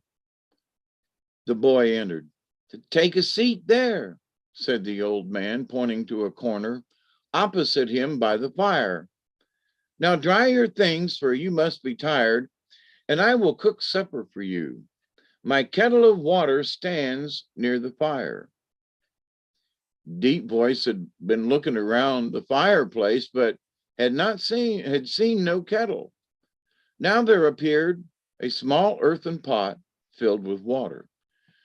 The old man took one grain of corn, and one whortleberry, dropped them into the pot, and set it where it would boil.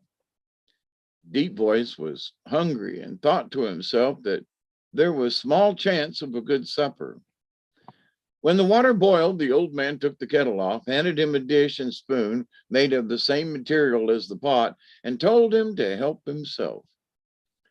Deep Voice found the soup so good that he helped himself again and again until he had taken all there was. He felt ashamed, but he was still hungry. Before he could speak, the old man said, "Eat, eat, my grandchild. Help yourself," and motioned to the pot, which was immediately refilled. Deep Voice again helped himself to all the soup, and again the kettle was filled, and his hunger was satisfied. And then the pot vanished. "My grandchild," said the old man when Deep Voice had vanished, "you have set out on a difficult journey, but you will succeed. Only be determined and be prepared for whatever may happen. Tomorrow you will go on your way until the sun sets, when you will find one of my fellow magicians. He will give you food and shelter and will tell you more than I am permitted to do. Only be firm. On the day beyond tomorrow, you will meet still another who will tell you all you wish to know and how you are to gain your wish." Deep Voice lay on the buffalo skins, which were white and soft, and slept soundly. For the old man's words made him very happy. The magician prepared his breakfast as he had done the supper, after which the boy went on his way. He found the second magician as he had been told, and was given a supper from a magic kettle and a couch upon white buffalo robes. The second magician did not seem so sure of the young man's success. "Many have gone this way before you," he said, "and none have ever come back. We shall see, we shall see." This was said to try to courage the Deep Voice, to try the courage of Deep Voice, but he remembered what the first magician had told him and was firm in his resolution. After breakfast the next day, he ran forward quickly, for he was anxious to meet the third magician, who should tell him all about the red swan. But though he ran all day, he did not get to the third lodge any earlier than he had reached the others. After a supper prepared as on the previous nights, the magician said to him, "My grandchild, tomorrow night you will come to the lodge of the red swan. She is not a bird, but a beautiful girl, the most beautiful that ever lived. Her father is a magician and rich in wampum. This wampum is of much value, for many of the shells were brought from the Great Salt Lake. But he prizes his daughter far more than all. the red swan loves her father, and all her life is spent in making him comfortable. The old man has met with a misfortune, having lost his cap of wampum, which used to be fastened to his scalp and was never removed night or day. A tribe of Indians who had heard of it one day sent to him saying that their chief's daughter was very ill and that but one thing could cure her, a sight of this magic cap of wampum.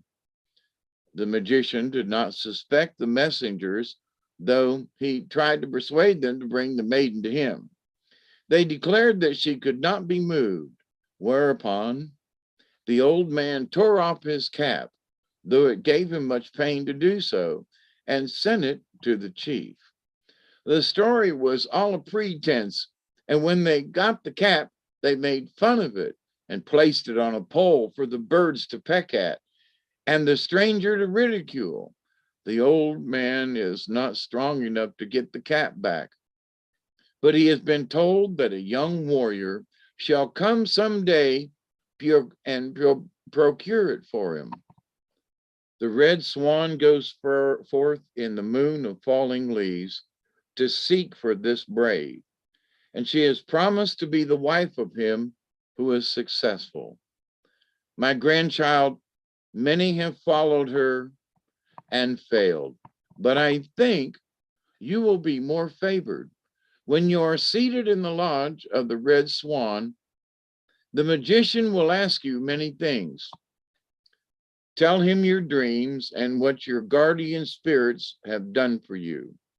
Then he will ask you to recover his cap of wampum and will show you what you are to do to find and punish the wicked possessors of it. Deep Voice was greatly pleased to hear that he might win such a beautiful wife. He leaped and ran gaily through the forest the next day, and the idea he might fail never entered his mind. Towards evening, he heard deep groans, which he believed came from the lodge of the Red Swan. It was not long before he reached a fine wigwam, and on entering saw the magician seated in the center, holding his head with both hands and moaning with pain. The old man prepared supper, for no one was allowed to see the red swan or even know that she was in the wigwam. But Deep Voice saw a curtain dividing the lodge and thought that he heard a rustle of rings. His heart did not fail him, and he answered the old man's questions patiently and truthfully. When he told his dreams, the magician shook his head, saying, "No, that is not the one. That's not it." To each until Deep Voice thought he would not tell him any more. He was not willing, however, to give up the red swan, so at last he remembered a dream, wholly different from the others, which he straightway told. The magician became quite excited before he had finished his story and exclaimed, "That's it, that's it. You will cause me to live. That is what I have been waiting for a young man to say. Will you go and get my cap for me?" "Yes," said Deep Voice, "and on the day beyond tomorrow, when you hear the voice of the nighthawk, you must put your head out of the door of the lodge. You will see me coming with the cap, which I will fasten on your head before I enter. The magic food that I have eaten has given me the power to change my form, so I shall come as a nighthawk and will give the cry to let you know that I am successful. Have ready your war club that I may seize it to strike with when I come." Deep Voice had not known when he began speaking what he would say. But as the magician looked at him, the words came. In spite of all the tales that he had heard about the young men who had gone before him, and the magician told him many that night, Deep Voice was anxious to begin his task. He rose early and went in the direction pointed out to him. When he saw the cap at the distance, he thought that there was no one near it. But as he went nearer, he found that those about it were as the hanging leaves for number. Knowing that he could not pass unharmed through such a great crowd, he changed himself into a hummingbird and flew close enough to the cap to examine it, but did not touch it, for fear an arrow might be aimed at him. The cap was tied securely to a tall pole, and no bird could unfasten it without his actions being noticed. Deep Voice, therefore, changed himself into the down of a dandelion and lighted on the cap itself.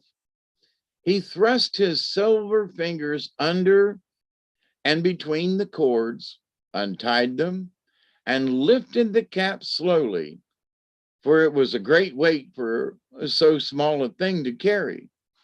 When the crowd below saw the cap moving and that it was being carried away, they raised a great shout and ran after it.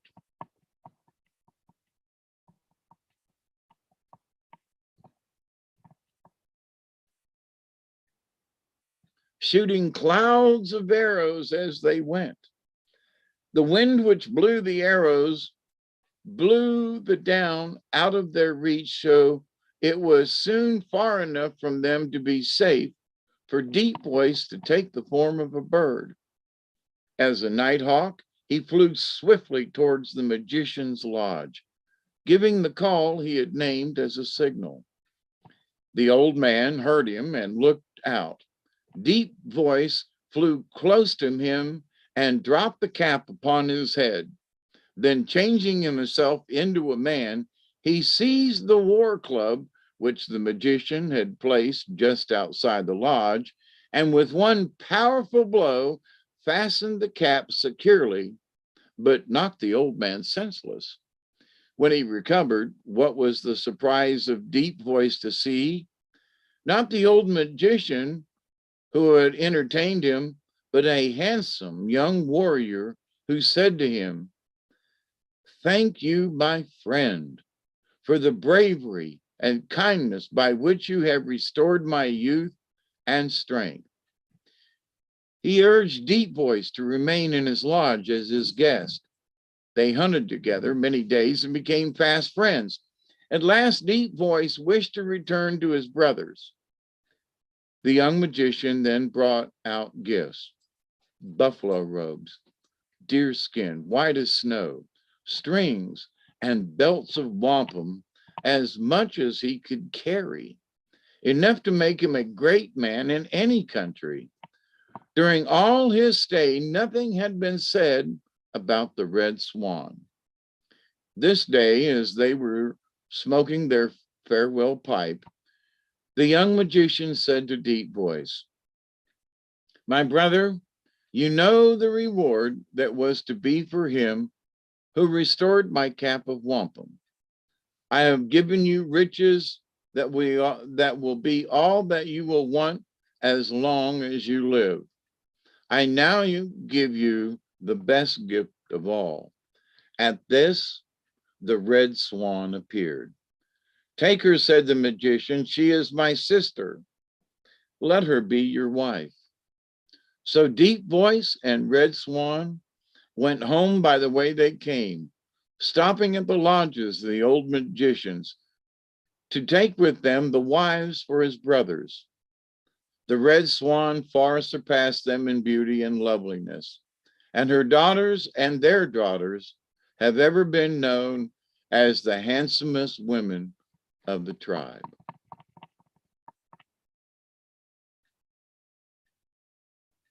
Now, how about that for a story? That was good. Love it. Now, I have picked 3 cards earlier, okay? And I'm sitting here and he changed into a hummingbird. Guess what? The last card I drew is hummingbird. That's I'm good. like, That's good. what? As I'm reading this story, I'm like, y'all ain't gonna believe this, but I pulled a hummingbird card. You know, y'all ain't gonna believe this, but I pulled a hummingbird card. Y'all ain't gonna believe this. That's I believe it. More things Me have too, happened. because it's sitting right here, you know, and it's interesting. The three cards are dog upside down, horse right side up, and hummingbird upside down. So, oh, I got to find the book. So, dog was the first one pulled. So Dog? I'm going to start there. Dog? Yes. Really? I don't think we've ever done dog before. Yes, we have. Yeah. Dog is loyal and a companion, and I don't remember. yeah, we've done dog before, just not often, you know. Not very. Yeah, exactly. Yeah, Well, dog is loyalty. oh yeah, maybe. I can't remember everything. I may not have done it on this show, but I have pulled the dog card before. So, but from that, with that said, I got to swap glasses here. Hang on. Do I need both of these? Ooh, that's weird. Dog, you are so noble until the bitter end. Your medicine is the teaching of true and loyal friends. Of all the Southwest and Plains Indian tribes had dogs. All of the Southwest Indians had them. These noble animals would often give warning signals of approaching danger. They helped in the hunt and were a great source of warmth on long winter nights. Since the canine tribe has many breeds, early Indian dogs were usually half wild. This wildness, however, never divested the owners of their dog's innate loyalty. Dog has been considered the servant of humanity throughout history. If a person carries dog medicine, he or she is usually serving others or humanity in some way. You will find the charity worker, the philanthropist, the nurse, the counselor, the minister, and the soldier. Dog was a servant soldier that guarded the tribe's lodges from surprise attack. Dog is a medicine and embodies the loving gentleness of best friend and the half-wild protector energy of territorial imperative. Like Anubis, the jackal dog protector of Egypt, dog is a guardian. Throughout history, dog has been the guardian of hell as well as of ancient secrets, hidden treasures, and babies. While mothers were cooking or in the fields, dog honors its gifts and is loyal to the trust placed in its care. In examining dog medicine, you might find that you have found personal memories, that you have fond memories, and you may have found them too, and loving dog as a pet. The message that dogs are trying to give you is that you must delve deeply into your sense of service to others. Canines are genuinely service-oriented animals and are devoted to their owners with a sense of loyalty that supersedes how they may be treated. Now, it was upside down. So in the contrary position, dog may be telling you that you have become critical or mean due to the company you are keeping. The reversal of this medicine could also imply that it is time to stop cowering in fear and time to begin to tackle the adversaries of your confidence. That's an interesting sentence. To stop cowering with fear and time to begin to tackle the adversaries of your confidence. So if something, well, I'm not sure if I should do that. Well, I don't know. Maybe I shouldn't. That's an adversary of confidence. The key is to realize that these are not external enemies, but thought forms in your own mind, which tell you that you are not worthy of loyalty, either to yourself or to others. You may want to examine the patterns of disloyalty in your life. Do you, for example, pass on gossip or not speak up when someone else is rumor mongering? Do you make jokes that belittle others? Do you refuse to return kindness? These are characteristics of fear, and particularly of a fear that is common to the human two-legged family. The fear of not belonging or of not being approved of.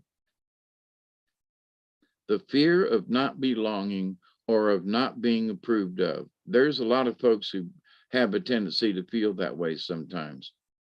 Reclaim the power of loyalty to self and self-truths. Become like dog. Be your own best friend. Now, the next one in line is horse, and it was right side up. And horse is power, I believe. Wait.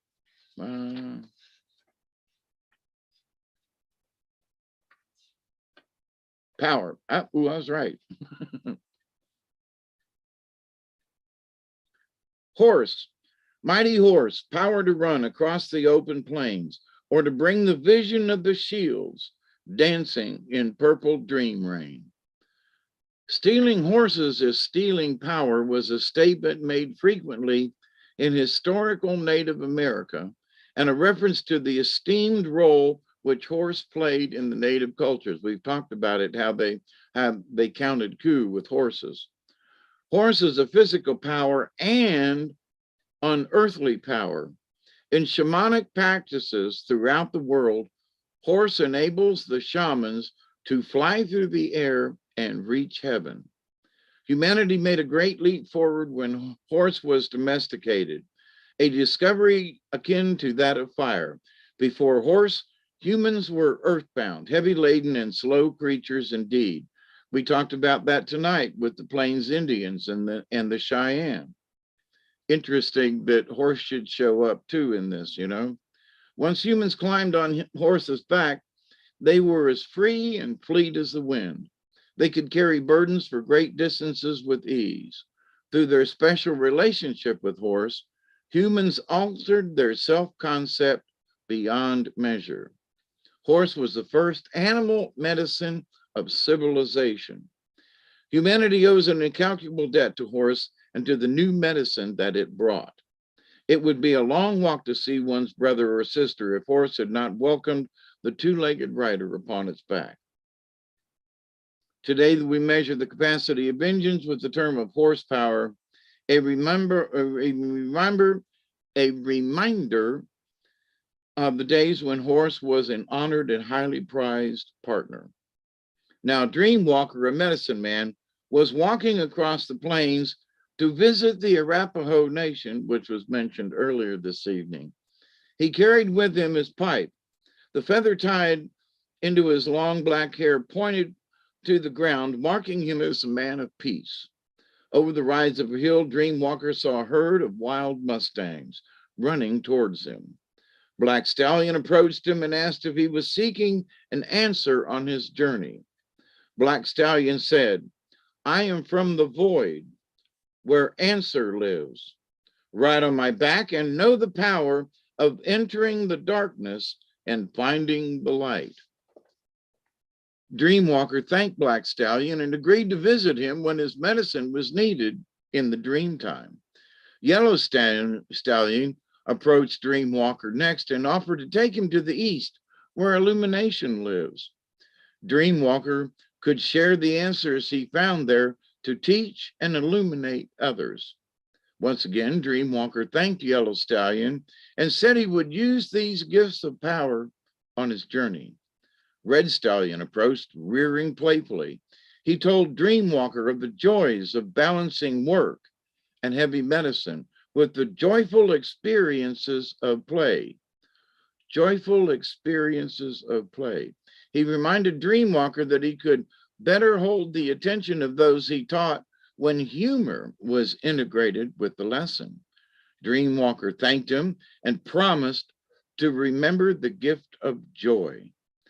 Dreamwalker was nearing his destination. The Arapaho Nation was close at hand. White Stallion came to the front of the herd. Dreamwalker mounted White Stallion's back. White Stallion was the message carrier for all the other horses and represented wisdom in power. This magnificent horse was the embodiment of the balanced medicine shield. No abuse of power will ever lead to wisdom, said White Stallion. Y'all remember this. No abuse of power will ever lead to wisdom, said White Stallion. You, Dreamwalker, have made this journey to heal a brother in need, to share the sacred pipe, and to heal the Mother Earth. You have the knowledge through humility that you are an instrument of the Great Spirit. As I carry you upon my back, you carry the needs of the people upon yours. In wisdom, you understand that power is not given lightly, but awarded to those who are willing to carry responsibility in a balanced manner. Dreamwalker the shaman had been healed by the visit of the wild horses and knew that his purpose in coming to the Arapaho was to share these gifts with them. In understanding the power of horse, you may see how to strive for a balanced medicine shield. True power is wisdom found in remembering your total journey. Wisdom comes from remembering pathways you have walked in another person's moccasins. Compassion, caring, teaching, loving, and sharing your gifts and your talents and abilities are the gateways to power. Now, that's one heck of a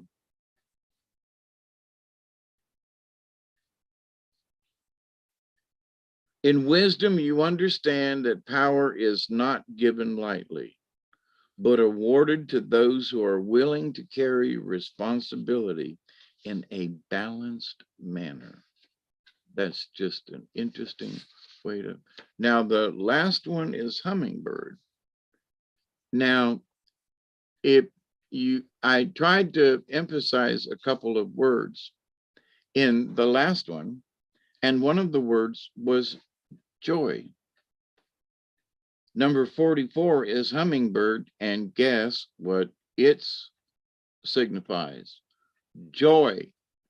Okay, so are these three cards tied together? Wow. Hummingbird, joyful little sister, nectar that you crave. All the sweetness of the flowers is the love that you gave. Now, hummingbird is upside down. And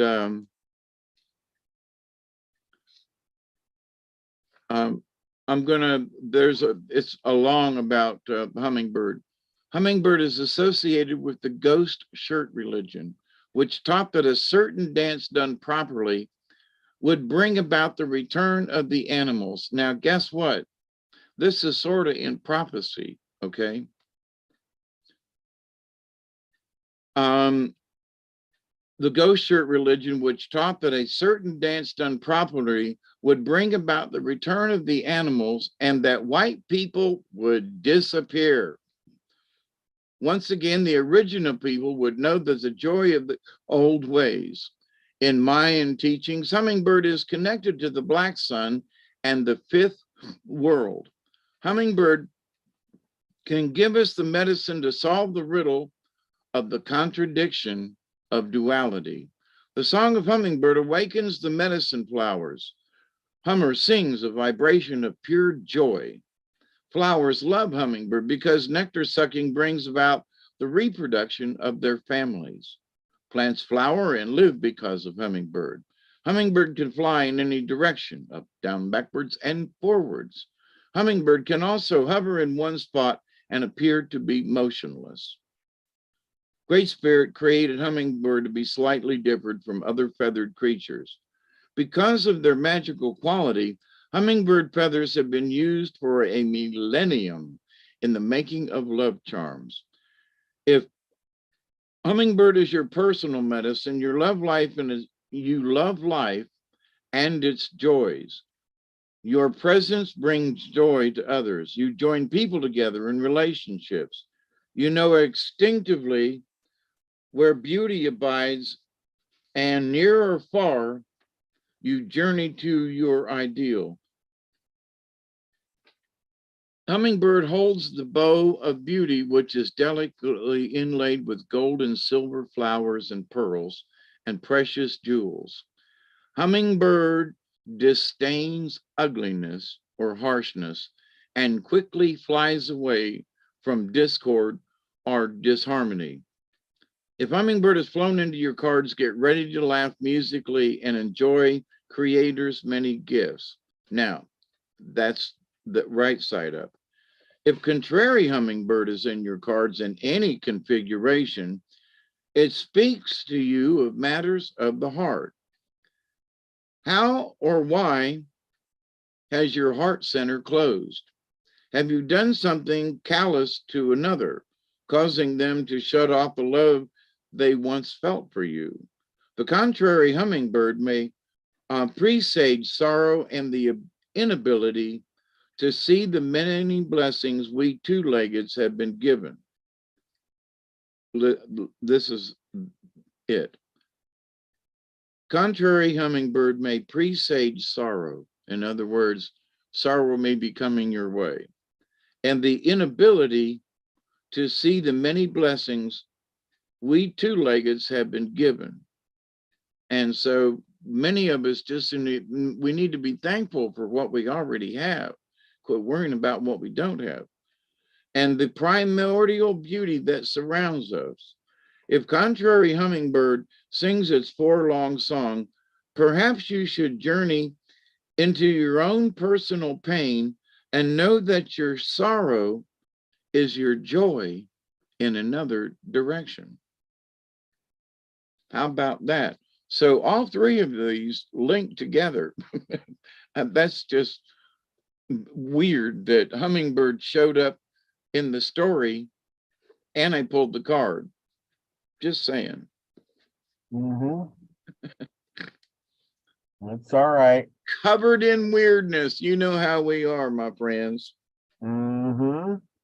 So how we doing? I know we've run just a little long, but oh, that's all right. We haven't been wasting any time, I hope.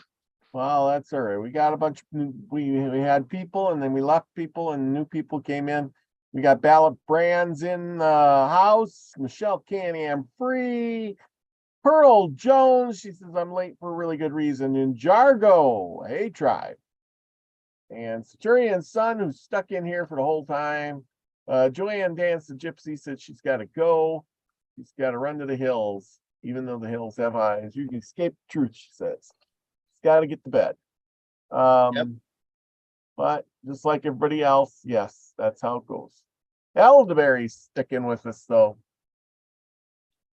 But I appreciate and thank everybody. And Julianne, Margaret, and Julianne Payne. Jules is out there. Hopefully, Jules, I sent you an email. Hope you got it. Maybe you want to come on the show next week. Let me know. Anyway, with all of that said, well, we're doing pretty good. Great reading, great cards, Loyalty Horse and Hummingbird, all got a story to tell us. And we are, loyalty will show you the power, especially when you have joy in your heart. That's 3 cards. You can just take those. I love how you put that together. That's a really simple message, but it's a beautiful one that, be loyal to yourself and to your friends, and, and use that power that the horse brings us, and, be joyful. Like Hummingbird. Absolutely. So, absolutely. I am going to do a show in a little bit, by the way. All right. We have to get out of here. Yeah. All right. Don't forget to join them for a show here coming up quick. Thank you, everybody, for joining us tonight. We love you. I appreciate each and every one of you. Thank you so much. We'll see you tomorrow. See ya. It'll be a great show. And if you didn't check out that great show I did on Sunday on the Sunday Live with Nina the Mystic, go back and check that out on her channel.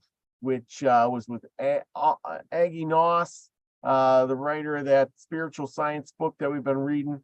And catch that show again. Very informative. It was a lot of fun to do. And I suggest everybody go check that one out. It was a blast. Anyway, a lot of good information on there too. But anyway, we learned a lot tonight. Hopefully we'll learn more. We will be back next week, won't we? We love you, and cheers, everybody. Yep. And remember, go out, do something nice for somebody. Be the frequency y'all want to be. Thanks so much. Peace, everybody. And there we go. That